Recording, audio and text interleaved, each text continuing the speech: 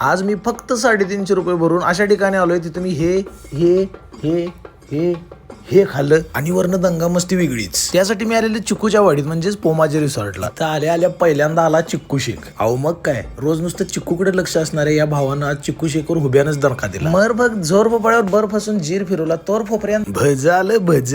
भज्यानंतर पूर्ण विराम देणार तोपर्यंत कणीस म्हणलंय स्वल्प विराम दे. मग त्याचा मेकअप करूनच दातांची ओळख करून दिली हे छोटासा आम्हाला तुमच्या फोनची आशा आणि पोरांना झोपाळ्याची आशा. मर्दा त्यावेळी खाऊन सुंद पडला नसतास तर आज तू बी कासवाच्या मागणं देवळात असतास.